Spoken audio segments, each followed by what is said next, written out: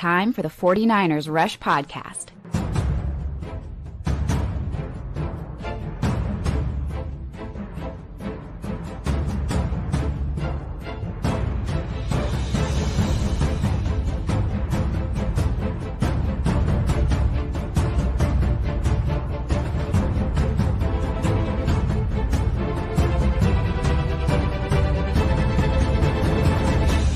And here's your host, John Chapman. What is going on, faithful? It is absolutely incredible to be with you guys, and especially it's been a quick week. It's funny. We don't get to enjoy the wins near as long whenever you got Thursday Night Football after a huge victory. Like I wish we could, I don't know, relish this a little bit more so that we could enjoy probably the most dominating performance the 49ers have had this year, coming off that Chicago win. And I think the Rams would say the same thing. They finally beat a quality opponent, and the Buffalo Bills and freaking went ham.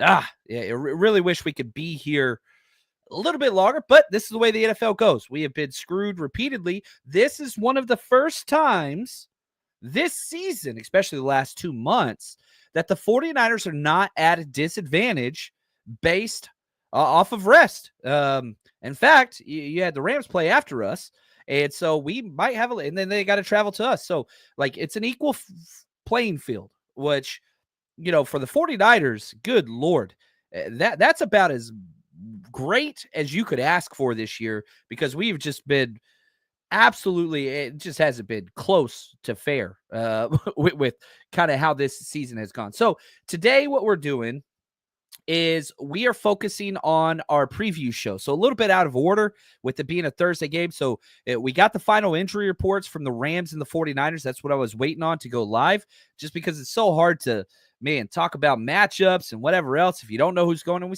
there's definitely going to be some mystery. We're week 15 in the NFL season, so you don't know everything. And a lot of questionable players on both sides. But I think we've got enough now to have a conversation. So we're going to be spending a lot of time talking about the Rams season, what they've accomplished, what they've done, what their ranks are, focusing on them, focusing on matchups. We'll get into some previews. It's kind of some prediction things, scouting report things.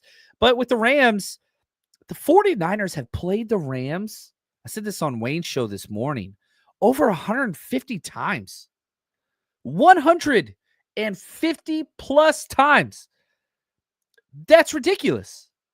That is, these, and again, I'm going to I like to put myself on blast as much as possible. I've wrong with my recency bias because I've not considered the Rams a big-time rival. Kyle Shanahan has dominated them in the preseason. They got that one NFC championship win over us, but I don't consider them my hate level. I lived in LA for 6 years before I moved to the Bay Area, and there were no Rams fans to be found. I've never had a discussion with a Rams fan naturally in the wild. It just doesn't happen. They don't exist. They just don't exist. And so, like, Seattle fans, yes. And, Cowboys fans, yes. Eagles fans, yes. But the Rams have been the constant enemy of the 49ers, the only team that was in the old NFC West and currently in the NFC West with us. Remember, we had the Saints and Falcons in with us back in the day. Seattle, they were in the AFC. You know what I mean? And Cardinals, good Lord, there's no such thing as a rival with the Cardinals. They're just trying to be relevant just a little bit. But the Rams have been there the entire time. And so this game matters. It does. For Debo, it matters. Good Lord. And for Kyle, it matters. One of his buddies coached on the other side. A lot of stuff going on there. You remember the last game? We'll talk about that, where the Rams beat us, and you got the photo of McVay, little bitty McVay, reaching up and, like, rubbing the head of Shanahan, like, oh, it's okay, little whippersnapper. Like, dude, Kyle, you taking fits to that stuff, man. So maybe we get a little bit of a rivalry going. And shout out to everybody else. Speaking of been here since the beginning, Josh, the executive producer of today's show, along with Corey Robbins, 49ers George 365, and David G. Josh, 49ers faithful forever. He's such a huge help. He does everything behind the scenes. He's the man. What's up, Mosquito Killer? Applesauce, my man. Nice to see you virtually after getting to meet you in person, which was really, really cool. Appreciate all the hashtag CCs. You guys are the best. Absolutely love you guys. Look at this. Applesauce. I was on your page looking for more content, and here he is live. Yeah, I've done 4 shows, 2 breakdowns, did a Wade Breezy show, and now we're doing this live. Our last defensive breakdown is loading currently. That's going to be uploaded on the 49ersrush.com later today. As soon as the show's over, it should be populated. And then tomorrow morning, we've got our coach approach, me and the man Ant. Even though it's day of the game, we're still going to do it. I was supposed to go to the game, but we had a doctor's appointment for the kiddo. We can't get rescheduled. Wife had an emergency with her job.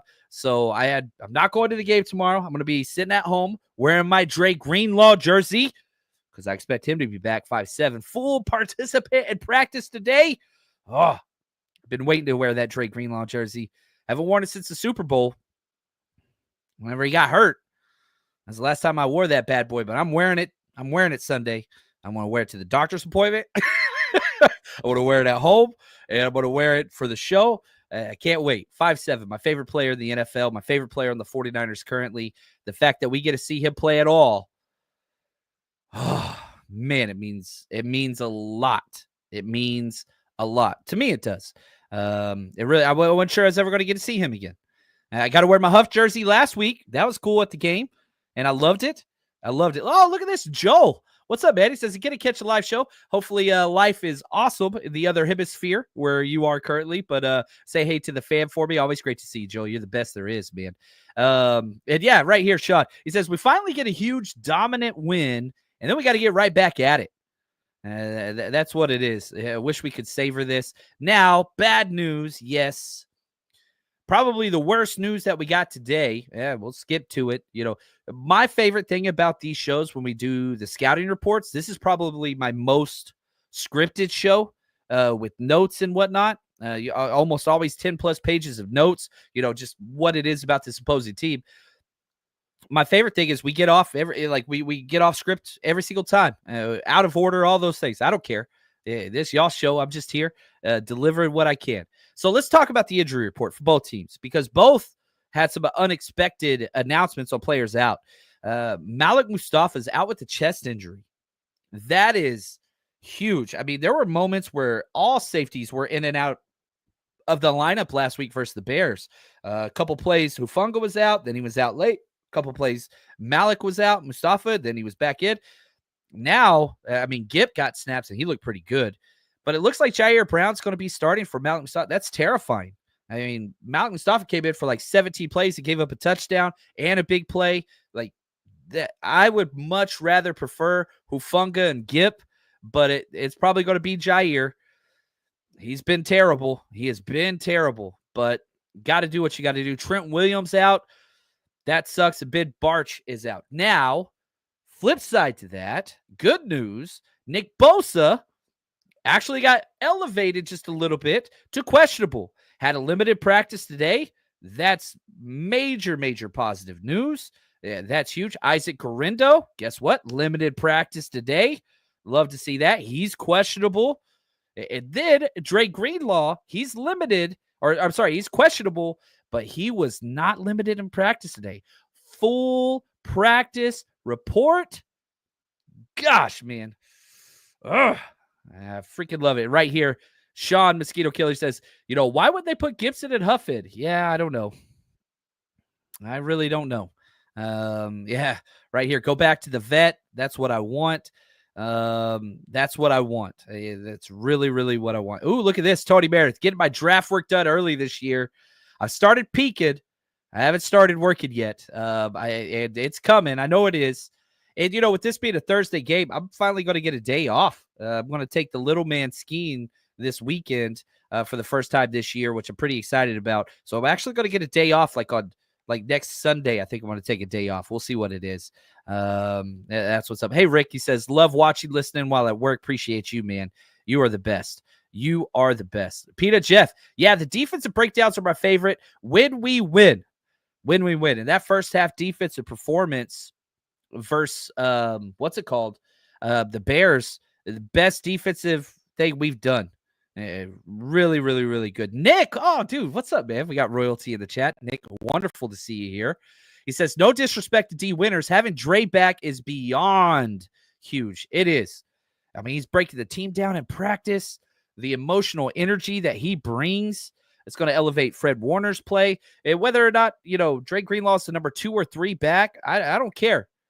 Him being out there in any facet in uniform, that's huge. That's huge.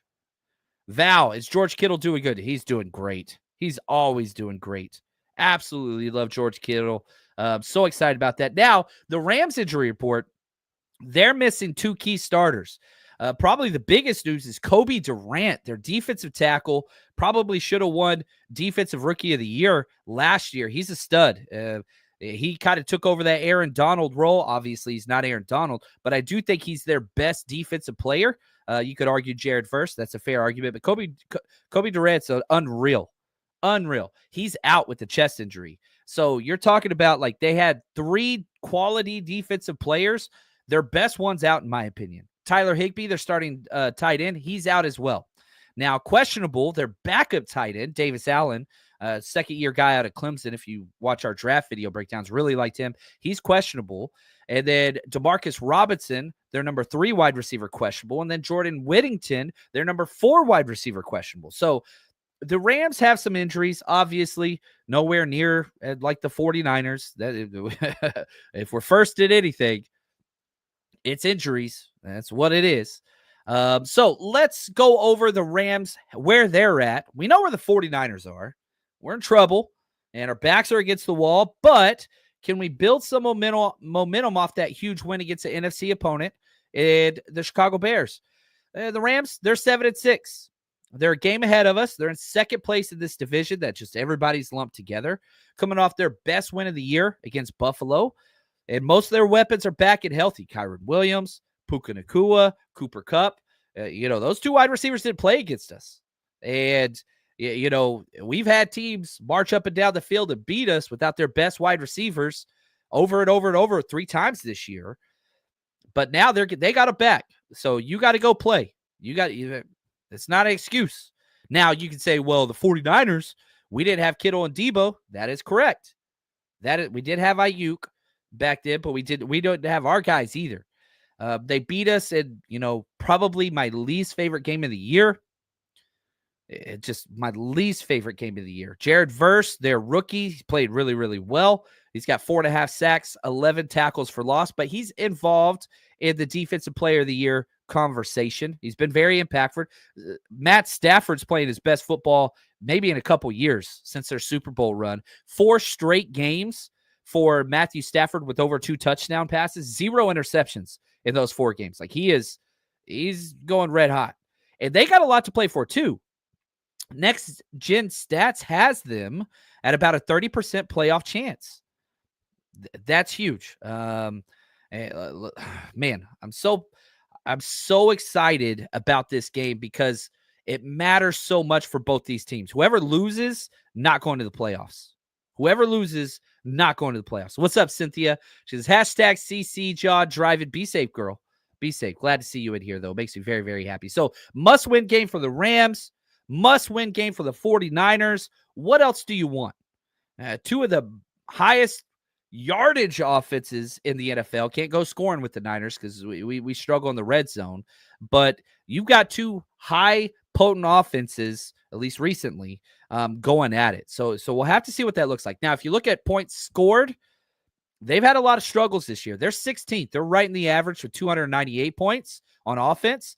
Defensively, they're not a good defensive team. They haven't been a good defensive team. They're not good. They're not good. They've given up 332 points defensively. That's 24th. That's bottom 10. Bottom 10. Now, they are coming off of back-to-back wins. They beat the Saints at New Orleans, and they beat Buffalo 44-42. I mean, that's unreal. That's 86 points scored.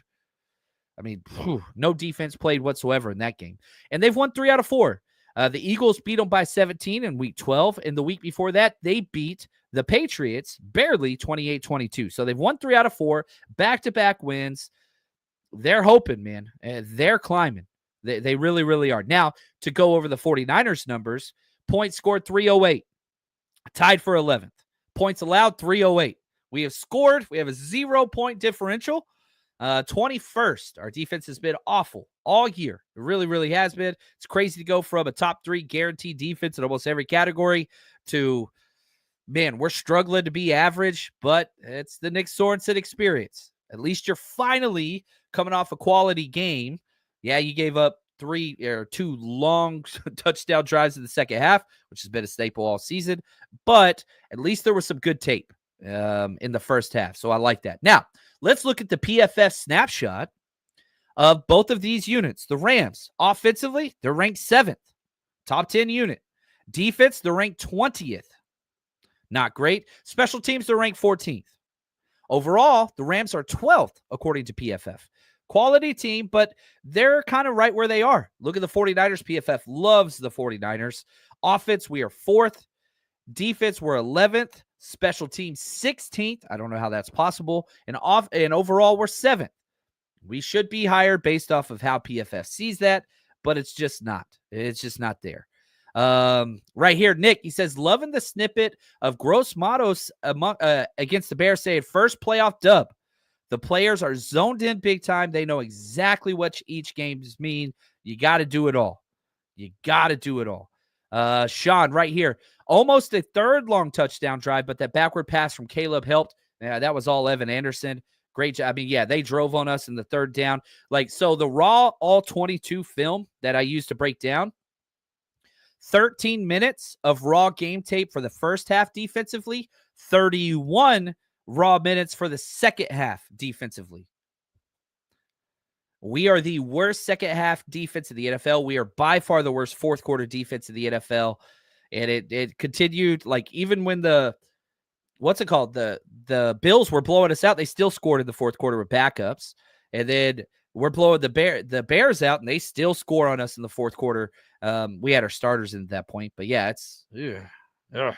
Now I like this. Applesauce, he says, season may be split into pre-Huff and post-Huff. With Toledo Ofugo was out there, we played some quality defense. That is facts.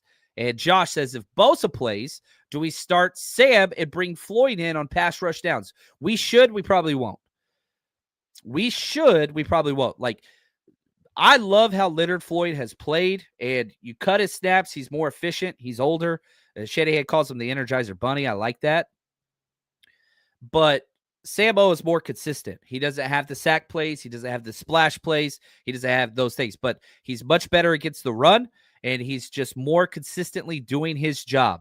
Now, I would argue that Sammo did have a couple negative plays in the pass game, which is new for him, but still way more positives than negatives. That's what I would do. I doubt they'll do that, though. But I do look for Sammo to continue out-snapping Leonard Floyd, and he should.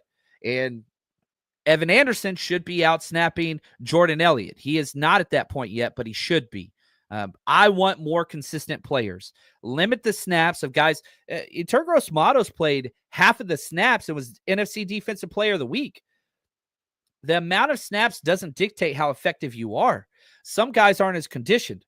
You go back to that. I think it was the Rams game. I could be wrong on this. Tergros Matos playing in the fourth quarter was absolutely gassed and just taking advantage of the entire drive. Cost us a game. It might not have been the Rams game. Might have been Arizona. Might have been I think it was the Seattle game. No, I know for a fact. I remember now. The 2 Geno Smith touchdown runs were right towards Gross Matos. So you limit his snaps, keep him fresh, and he's effective. That's huge. So what guys don't keep their energy up? Evan Anderson, that dude's all-out energy all the time. That dude played like a vet so many times in that game. He only played 14 snaps. He needs more snaps. And keep Sam Okwanu kind of up in that 40-snap territory. Yeah, Moon Man, it was Seattle. It was Seattle. You correct. 100% correct. Now, Sean McVay, obviously the head coach of the Rams. He's been awesome. Started his career, close friends. Started with Gruden, then coached with Shanahan, under Shanahan at Washington, kind of all that stuff. Then kind of paved his own way when both Shanahans got fired in Washington. McVay took over. Then he became the Rams head coach the same year, 2017. that the 49ers hired Shanahan. And in fact, they had a scheduled head coaching interview with McVay, but things went so well with the Rams, they went ahead and hired him, outright. Mike LaFleur, as their offensive coordinator, was with the 49ers from 2017 to 2020. He's been a part of those guys for a long time. Applesauce Shanahan has friends as close as Shanahan can have friends. That is correct. So head coach, OC, we know a lot about him. Then their defensive coordinator, Chris Shula, man, Nepo babies for the win out the wazoo for this game. Chris Shula played linebacker with the Miami Redhawks, which is actually where Sean McVay played wide receiver and quarterback, kind of, back in 04 through 08. And so they're college buddies. Now, his career has been incredible. He's been with the Rams since 2017 and has worked his way all the way up to defensive coordinator. He's been linebackers coach, assistant linebackers coach, outside linebackers coach, pass game coordinator, DB coach, linebackers coach again, pass rush coordinator, all the way to DC. He has been there through everything that McVay kind of has been through. So that's their coaching staff, and we know them all. Again, we played the Rams over 150 times. Play them at least twice a year, sometimes 3. The 49ers are up 78 wins for the 49ers, 70 wins for the Rams, and 3 ties. So we're up 8. A lot of that has to do with the Shanahan time period where, man, they won so many consecutive wins, especially the regular season, since these two guys have showed up. McVay dominated early. We got Jimmy Garoppolo. It all flipped back. Under Garoppolo and Purdy, it's been all 49ers. You had the last week 18 loss it was Carson Wentz versus Sam Darnold in the game that didn't really matter for anybody. But they beat us this year in Stafford versus Purdy. And that huge come-from-behind defense just absolutely sucked. You had the huge Ronnie Bell drop. You had the huge field goal miss. You had poor special teams from the punt group, poor special teams from the kickoff and kickoff return group. And they came back and beat us.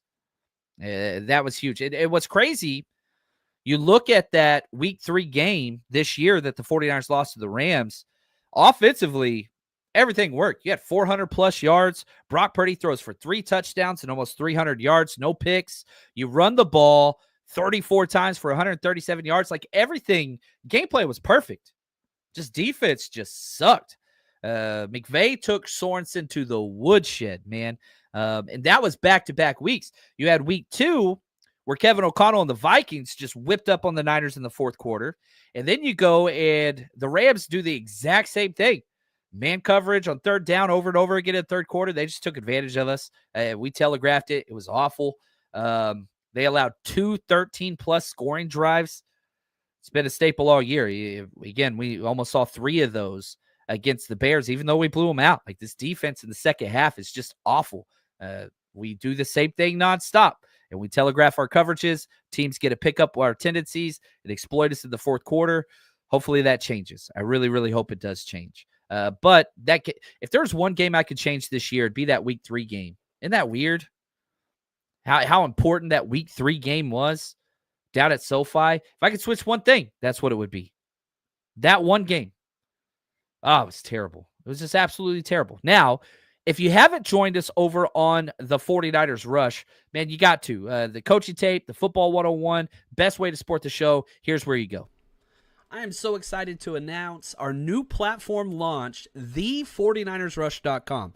We've been active on Patreon for years, and we're still going to keep that community going, but the 49ersrush.com has everything Patreon offers and a bunch more. You want to watch player breakdowns? Guess what? You click that. It's filtered based on players. You want to see Javon Hargrave, what he brings, some CMC tape broken down, Ayuk, Jair Brown. We've got hundreds and hundreds of tapes on. Now, you want Football 101. You want to learn scheme. Guess what? We've got every single offensive, defensive, special team snap. Head over to the 49ersrush.com, sign up, join the community, and plus we got a 7-day free trial. So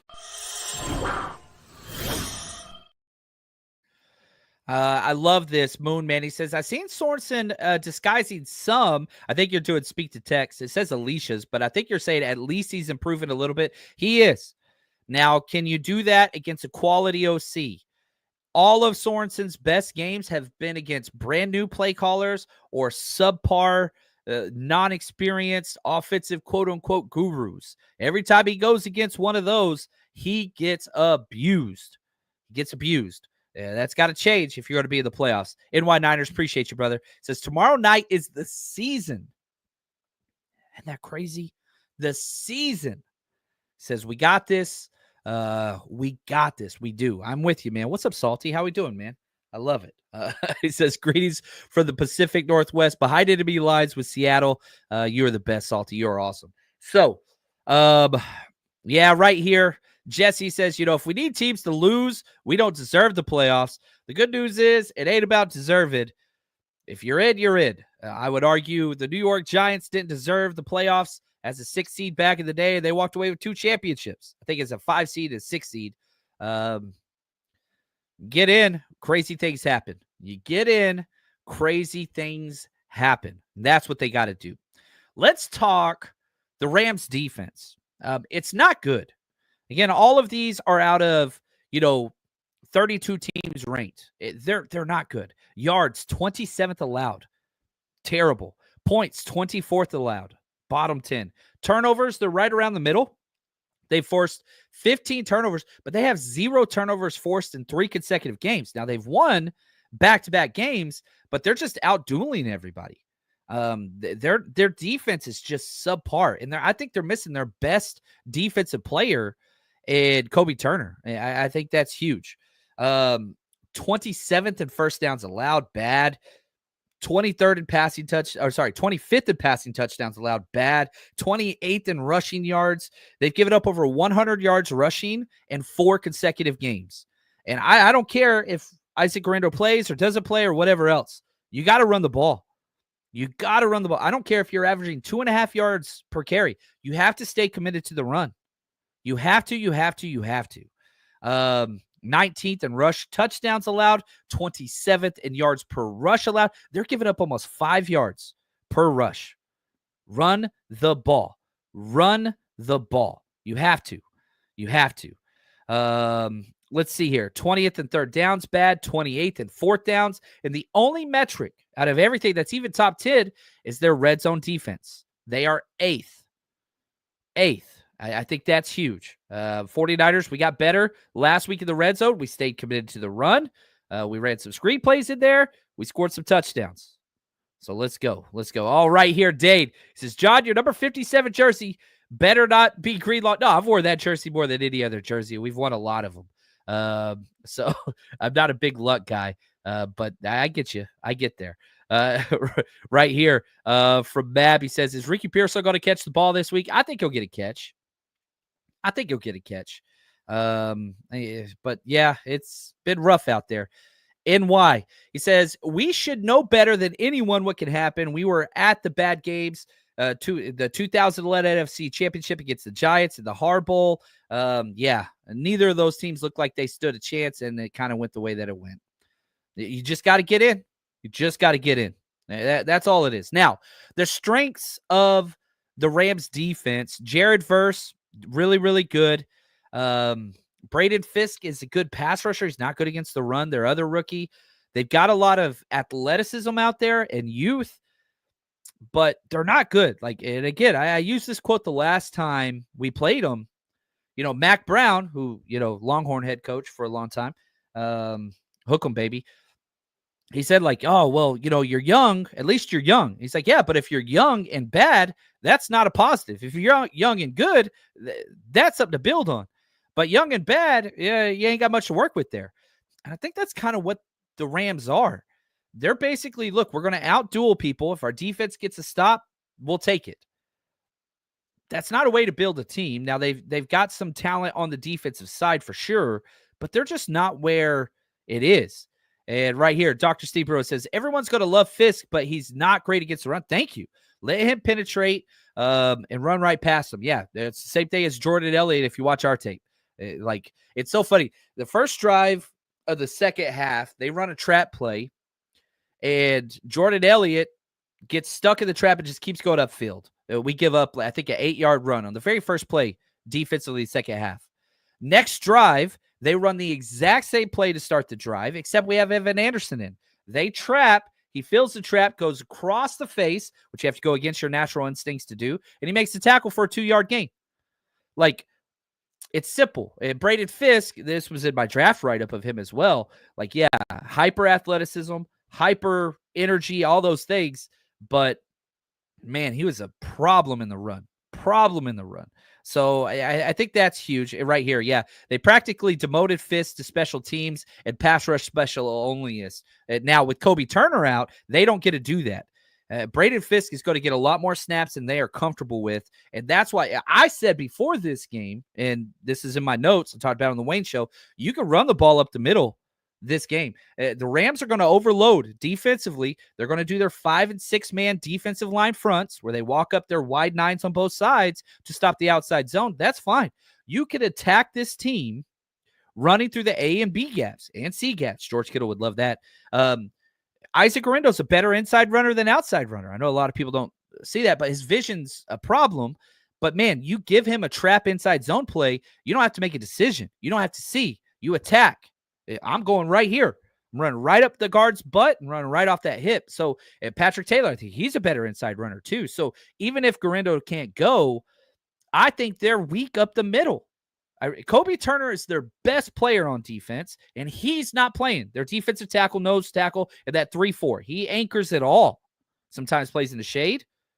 Man, Jake Brendel, coming off his second best game of his career, he gets to play against a guy that's terrible against the run. Hey, maybe we can win that one. Maybe we can get that one. So their linebackers continue to struggle. They're not good. Omar Spates, 38th out of 84 linebackers, PFF. Christian Roseboom, 67th rated linebacker out of 84. Not good. That's where you take advantage of this. Run up the middle, play action screens, get those linebackers doing the spin cycle, and let's go. Corners are terrible. They're really not good. They're really not good. Darius Williams, 82nd ranked corner. Kobe Durant, 67th ranked corner. And their nickel, Quentin Lake, 62nd ranked corner. They don't have a top 60 guy. Safeties aren't great. Linebackers aren't great. They've got some youth on the D line. But, man, you can take advantage of this team. You really, really can. Consistently. I think that you can. You just stick, run the ball, play action, all that stuff. It's going to be there. Now, your quick screens to the outside to Debo stuff, probably not going to be there with that wide 9 alignment on both sides, which we see the Rams do every time they play against us now. But middle screens will be. Like what we saw with Kittle, where he blocks for a count, rolls to the inside, you dump it off after you have 2 interior offensive linemen get depth. That's there. JJ, same thing. Running back screens, not your traditional out wide screen, which Shanahan likes to do the most, but the curl underneath screen that teams do to us. Those will be open, especially with Kittle. If you've got Kittle or JJ stretch in the middle of those field, the linebackers have to drop. There's going to be room underneath. So middle screens will be open against this. We don't do it often, but man, Phil, what's up, Phil? He says, if Brindle gets his motor running, we can run up the middle. Man, we've been able to run up the middle almost all year. We haven't been able to do it great with Debo, but even when Debo's in the backfield, which I expect to see again this game, use him as a decoy. Decoy Samuel instead of Debo Samuel. That's not a bad thing. I want Debo to get a target or a touch on the very first drive, first 3 plays, no matter what. Then I want to move Debo to the backfield and use play action with Debo in the backfield. Do a jet sweep fake. Do a screen fake, a bubble screen fake over the top. Like teams, the Bears did this too. They made Debo Samuel the focus, and that opened up things for JJ and what's his name? The running back in the screen game and George Kittle. Debo's crushed the Rams in the past. Didn't play against them last time we played. Kittle and Debo were out, but still 400-plus yards offense. Stick with what you do. Don't do those damn empty sets. I do not want that. I do not want that at all. Right here, Tommy. Will Greenlaw start over Campbell? I think they'll rotate some, but personally, I would put Greenlaw at the 3. Yeah, I don't know. I haven't seen him at practice. We don't get that film footage. So Obviously, Campbell is not near as good as Greenlaw. Campbell's playing his best football he has all year, coming off back-to-back his best games with us. So he's improved.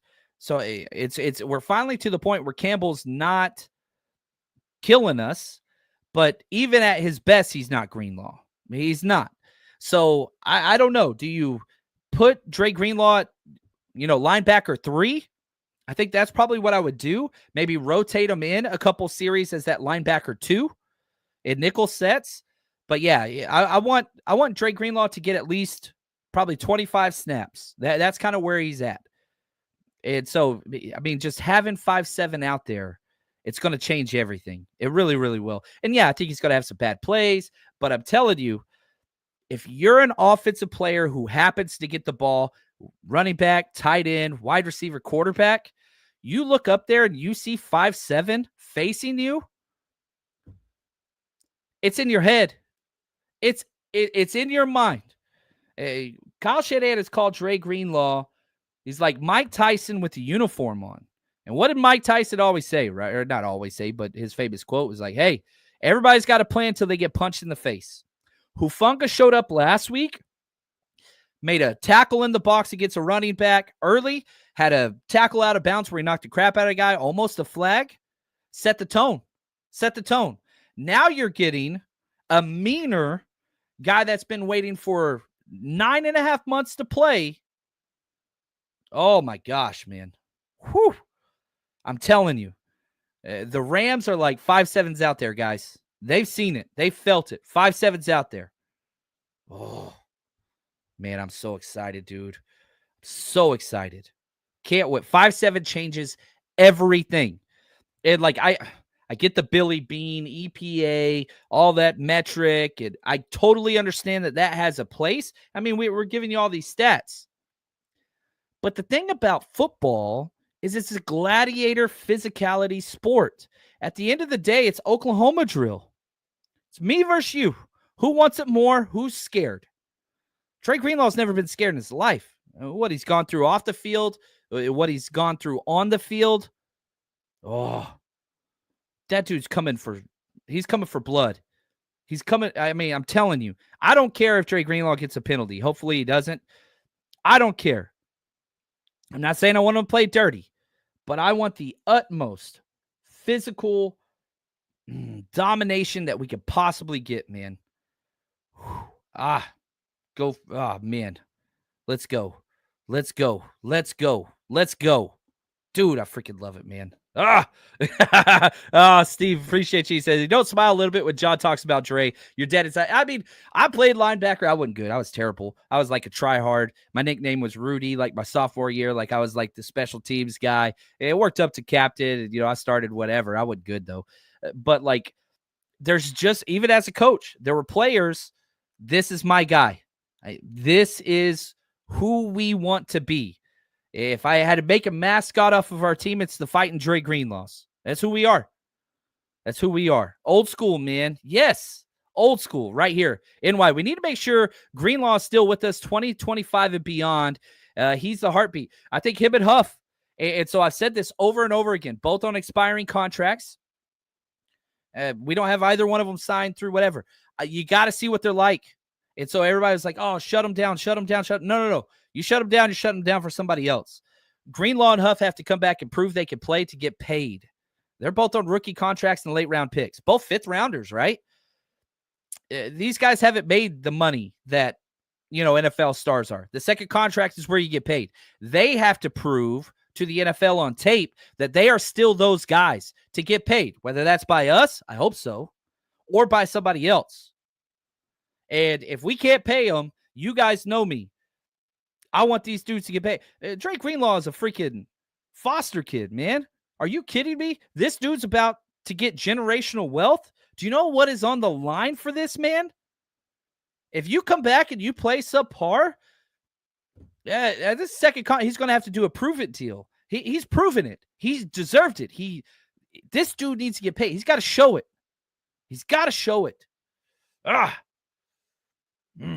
I'm so excited for what is available to both of these amazing human beings / football players. Gosh, man, I hope they just keep going. And Huff made a lot of money last week. Tape was excellent. Excellent, excellent, excellent. Is he going to have some hiccups? Yes. Conditioning's not there for either one of them. Either one of them. But, gosh, I hope Greenlaw has that type of performance where it's just like, oh, that's the Dre I know. They deserve it all, man. Those two guys, they deserve it all.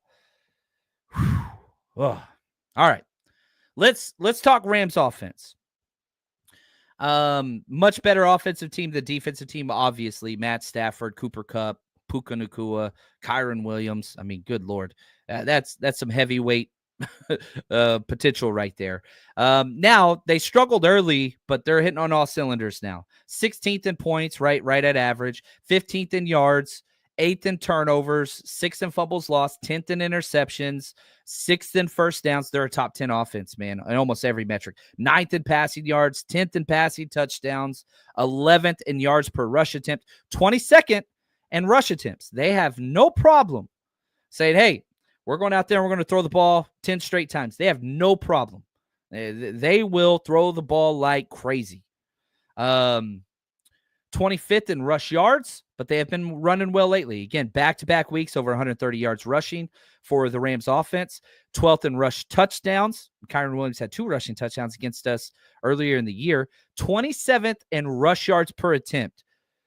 That's not normal for the Shanahan offshoot scheme. I understand McVay runs his own scheme, but it's a lot of 49ers Kyle Shanahan concepts. Their offensive line hasn't been great, but they're finally getting healthy, and they're starting to gel now. 22nd and third downs. That's not normal. 10th and fourth downs, and 13th in the red zone. Their strengths, it's Stafford, Puka, Cooper Kupp. Nobody can stop them. And for people that thought Puka was a 1 year kind of anomaly, wrong. Dude is just an absolute baller. Now, just to put these things into perspective, okay? So, like the 49ers, here, let's go to our receiving leaders. George Kittle leads our team with 800 yards receiving. Juwan Jennings, 774 yards receiving. Now, they've had their wide receivers really banged up, but Puka Nacua has played 8 games. 8. He's got 708 yards receiving. Cooper Kupp's played 9 games, 657 yards. So, like, they're healthy, and we're hitting them in their healthy stretch. They played us earlier, and they weren't healthy, and they still beat us. It's rough, man. I hate that. I really, really, really do hate that. Yeah. Weaknesses, players to exploit. They've got some. Here's the thing. Their offensive line, they paid top-tier money. They don't have one top 10 guy on there. Jackson is the 14th tackle, their left tackle. Havenstein's kind of been their rock forever. He's the 24th rated tackle. Their guard, Steve Avila, who they really, really love, is the 41st guard. They wanted to move him into center. That didn't really work out. Bo Limmer out of Arkansas, I really liked in the draft. He's the 25th rated center. He's got a higher rated than Jake Brindle, but he's been banged up. He missed practice on Tuesday. Practice today, though. And then Kevin Dotson, the guy that they paid a lot for to bring in the right guard out of Louisiana. He played with, Elijah Mitchell, the Fighting Cajuns. 11th. He's the 11th rated guard. Good, but they're paying top-tier money for those guys. So, I was wrong. I did misspeak earlier. Dre signed a 2-year extension, team-friendly deal. Yes, that is correct. I was 100% wrong on that. My bad. He did get paid some money. So I was misspoke earlier. Thank you, Dr. Steve Brule, keeping me honest.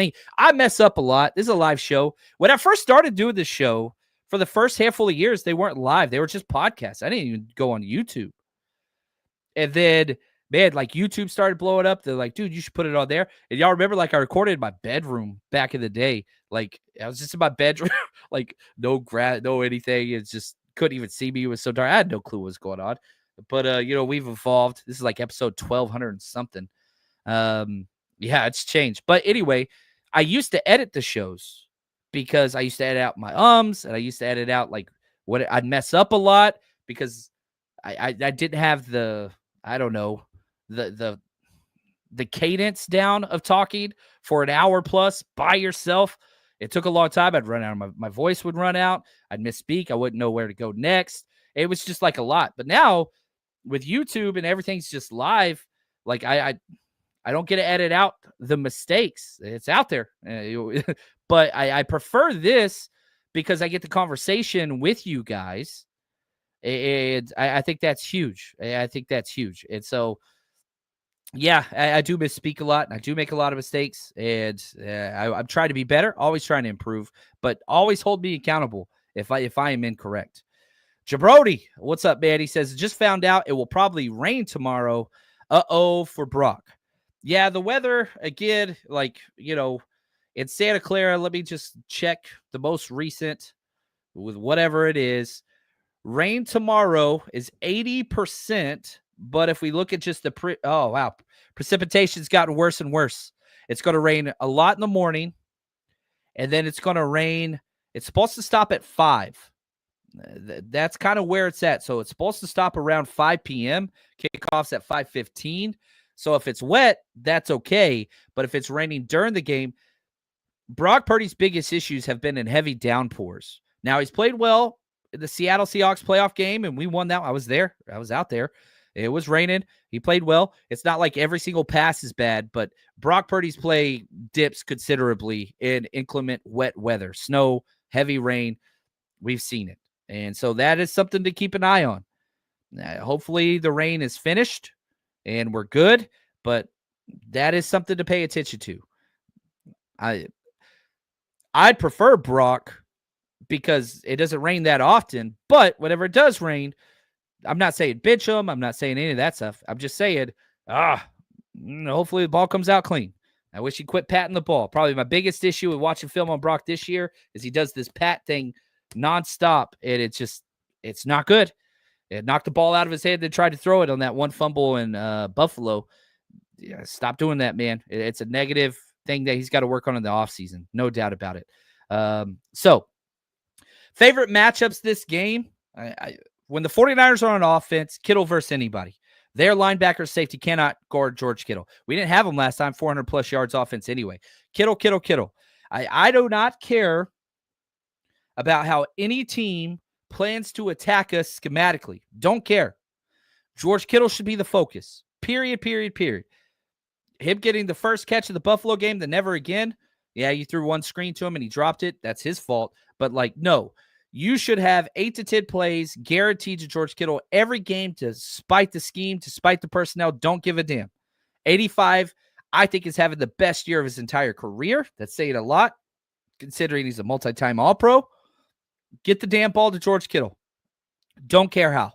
Him versus anybody, that's our best matchup when the 49ers are on offense. It was, whenever I wrote this, Kobe Turner versus Jake Brendel. Kobe Turner's not playing. So now I'd probably go Jared versus Colton McKivitz. That's the one in pass protection. McKivitz wins in the run game. McKivitz will win that battle. But against him in pass pro, no, he did not win it last time. Now, the good news is last time they put Jared Verse on the other side. So he's going to be going up and Trent Williams is out. Jalen Moore's played great. Yeah, there we go. Now the best blue chip matchup was Dominique Pooney versus Kobe Turner, but he's out. So I'm going to go Dominique Pooney versus Brendan Fisk. I love that matchup. I really, really do. They don't have blue chippers over there on defense, to be honest with you. They really, really don't. So Dominique Pooney versus Fisk, I think we're going to dominate that matchup. I'm very excited about that matchup, but that's two guys that are going to be playing against each other for years to come. Both rookies, they're going to be playing a lot of football against each other twice a year, every year. I freaking love it, man. Oh, that's awesome. Now, when the 49ers are on defense, our best matchup. It's weird to say this. I'm going Hufanga and Dre Greenlaw versus Kyron Williams, who might be one of the better running backs in the NFL. I think he's definitely top 5 when he's healthy. I think Kyron Williams runs hard. He always has, even whenever he was with Notre Dame. Like, he's just a hard runner. Dude, you've got 3 old school time players that are just going to freaking just smash into each other. Oklahoma drill. I can't wait. But I'm taking Hufanga and Greenlaw. Maybe I'm wrong. Maybe I'm biased. I know I'm biased. I don't ever want to hide my bias. I understand everybody brings to the table, but I'm not a journalist. I'm not a beat reporter. I ain't those things. I'm a freaking fan wearing a 49ers hat. I'm a 49ers fan. It's just what it is. Their best matchup is Puka and really Puka versus anybody not named Diamador Lenore. You know, DMO is incredible, and he's having close to an all-pro season. I hate that he missed that game, but he's been playing lights out. He's the only guy we've ever had stop the slot fade. The Rams have killed us with the slot fade for years. All the other corners, Renardo Green played well. Charvarius Ward, not so much, but man, I freaking love him. It's just, yeah, I'm worried about that. It's crazy because Cooper Kupp, there were probably 2 years where he was the best wide receiver in the NFL, or at least in the conversation. Like, Puka's in the conversation. When he's healthy, he's damn near unstoppable, especially from, that slot role. But Puka plays more outside. Yeah, he plays some of the slot, but Cooper plays in the slot. Puka's, man, that dude, he's good, man. Best blue chip is Diamador Lenore versus Cooper Kupp. I'm excited about that. That's just fun football. We'll see them in nickel situations. In the past, McVay and the Rams are the most 11 personnel team, which means 1 tight end, 1 fullback, or 1 running back, which means we're in our nickel package. Last time we played in week 3, they go 12 personnel nonstop. I think they'll be in 11. A lot of 11, but with their number 3 wide receiver, Demarcus Robinson, their number 4 wide receiver, Jordan Whittington, both banged up. Maybe some Tutu Atwell in there, which I don't want to see Tutu Atwell. I prefer the bigger dudes. We'll see there. Jim, John, why doesn't Purdy wear a glove on his throwing hand during bad weather? He's practiced with it. He doesn't like it. He's tried that in the offseason, and he even tried it before one of the rain games this year, and he didn't like it. So he practiced with it, but he doesn't feel comfortable with it, so he hasn't done it. He's tried it. I don't know what the answer is. I really, really don't. Oh, what's up? We got Rob Johnson there. He says, go Irish. Williams is a dog runner, always has been. I'm not an Irish guy, but, whatever. You are correct, and Rob, you are freaking awesome. So that's the only reason why I allowed that up there. We need more hook 'em horns up there, which is hard to do. Anyway, I don't want to go down that stretch. Now, let's get to our bet of the week. You know football. You watch all the games. You know what's going to happen before it actually does. So why don't you put your knowledge to the test over at MyBookie, where you can bet on everything. Go to mybookie.ag, use promo code 49ERS, 49ers, or scan this QR code next to me, and they're going to match your initial deposit. Put in 50, you get 50. Put in 100, you get 100, all the way up to $1,000. Plus, you can bet everywhere. California, Texas, doesn't matter. I've been in California for years. I've used it for 6 straight years. Easy to get money in, easy to get money out, trusted source, and you can bet on anything you want. You want to bet on politics, any sport, you name it. They've got the casino if that's your thing. You name it, MyBookie is there for you. Now, make sure you use promo code 49ERS to get that double deposit. And MyBookie, bet anything, anytime, anywhere, only with MyBookie. All right, my favorite bet this week, they're still waiting for, who all has played and whatever. With Garindo having a questionable status, the touches are going to be kind of hard to bet on this week, but I'll have those posted tomorrow. My favorite is a 2-team teaser, and so we're added 6.5 points to it. So the 49ers get plus 3.5 points, so as long as they don't lose by more than a field goal. And I hate the second part, but man, I'm going with the money here. Chiefs plus 2.5 points versus the Browns. Bet 10 to win. Just under $8 there. That's my favorite bet. And for you long shots, I put money on this week. So I'm going to say this. If the 49ers win the division, it's a long shot bet. I know. I put $5 down for the 49ers to win the NFC West. I know it's a long shot. Don't do it But if they do, $5 to win 90. I don't feel like it's that long of a long shot. There's a chance the 49ers could win out, and there's a chance the 49ers can go 4-1. If that one loss isn't against an NFC West opponent, I think that there's a chance. I don't believe in the Seahawks. Don't believe in the Rams defense. Don't believe in Arizona, period. Niners, if they stay where they're at, it's a long shot. They've dug themselves a hole, but that's where it is. Also, just getting breaking news, not to deal with the Niners, but Bill Belichick just agreed to become the head coach at University of North Carolina. That's cool. Got paid $10 million, 3 years, $10 million a year. Curious to see how that's going to work out. ACC going to be fun. Now, predictions. It's hard to predict the 49ers this year. Which Shanahan's showing up? Does he stay committed to the run? Does he go pass heavy? Which defense is showing up? Are we running man coverage every third down like Sorensen wants to do? Or are we doing what you should do and stick in zone and be who you are? I don't know. And that's the hard part. Offensively, you run the ball no matter what. I don't care if you're getting 2 yards a carry. You have to outpace the run game because everything works off that. The play action, the screens, wear their defense down, not ours. Runs up the middle will be open this week, especially with Kobe Turner out. You can run the damn ball. If you have to force throws in tight coverage, which their secondary is terrible, make sure it's Kittle or make sure it's Juwan Jennings. I don't want forced throws to Debo or running backs. That's not the recipe. That's how you get turnovers. Stay away from that. If you do force it to Kittle, force it to JJ. They're your outlets. It's what it is. Find ways to use screens versus loaded fronts. Middle screens will be open. Lots of play pass, not play action. Now, oh, look at this. What's up, JP? So great to see you, man. Dude, great to see you. Put a smile on my face. Play pass is where you don't turn your back to the defense. Play action, and some people don't use this terminology, but in coaching groups you do, and with quarterbacks you do.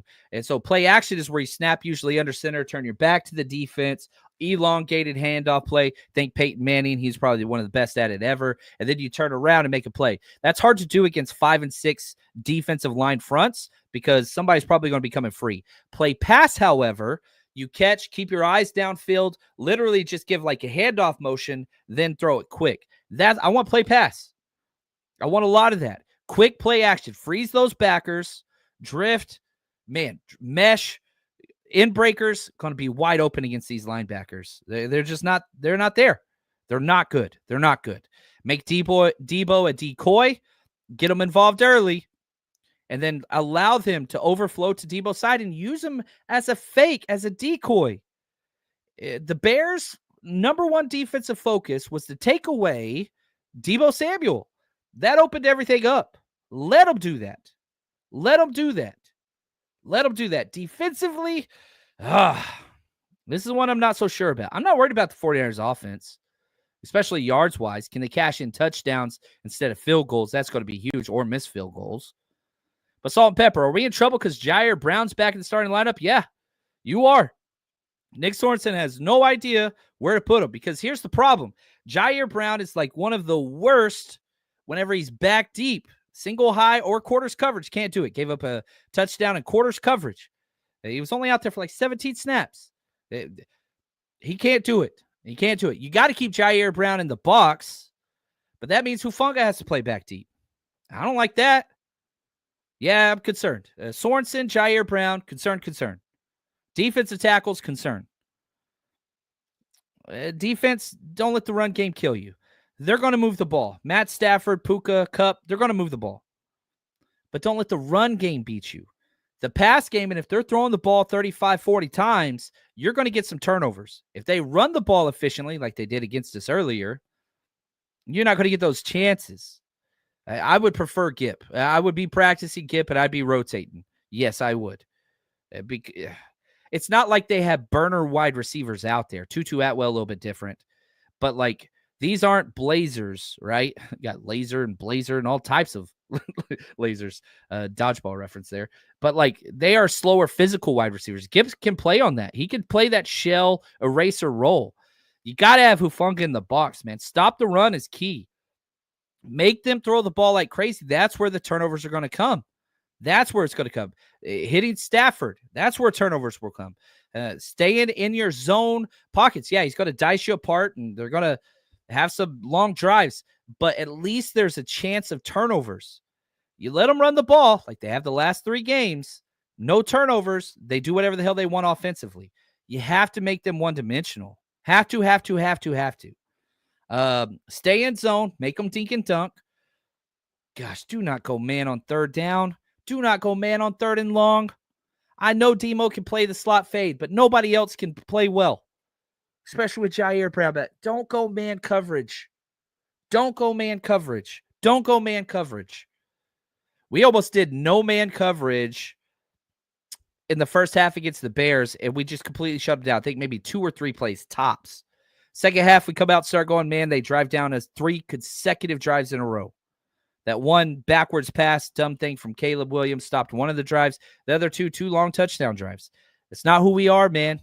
Come on, Sorensen. Don't screw it up for us. You're coming off your best called game. Still almost screwed it up for us. It wasn't even close, but still, come on, man. Stay in zone. Disguise as best you can. I know it's hard for you. And with Jair Brown out there, it's kind of hard to do. He's lost. Yeah. That's hard. Special teams, just don't screw it up again. Be a nod factor. It will be okay. And so, yeah, you do those things. Whoever has the ball last, I think is going to win. It's going to be a freaking offensive juggernaut. This is the highest over-under total points scored, 50, of the entire NFL slate. All 16 games this week. All of them. It's the highest scoring projected game on a short week. Ooh, with possible rain. I don't know. I might bet the under on that. I think I'm going to. But I've got it. 49ers winning 27-24. I got us winning by a field goal.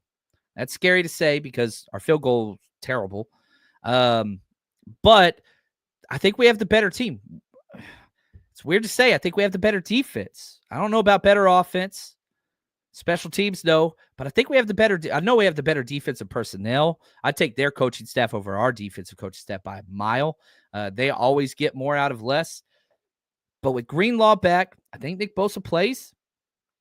And with Huff back, Campbell's playing decent football. We're figuring out, right here, John, appreciate you. He says, can we depend on the production of Yetur Gross-Matos, or will he disappear like Drake Jackson did? No, I don't think you depend on him having 3 sacks and 4 solo stops and the tackle for loss. Yeah, that's never going to happen again, probably. I hope it does. But you found his role, which is you're getting half the snaps, and we're going to put you into pass rush situations in our NASCAR package. That's huge. He actually made some really good plays in the run, but you can't wear him down. So with him and Floyd, limited snaps, there's guys who can eat up snaps. Robert Beal, man, that dude is a run. I want Robert Beal getting 25 snaps this week. He stops the run. I care more about that than anything else. I know everybody, and I hate it too whenever I'm watching Stafford in a clean pocket. I don't like that either. But I don't care. That's not going to beat us. What's going to beat us is if they run the ball against us.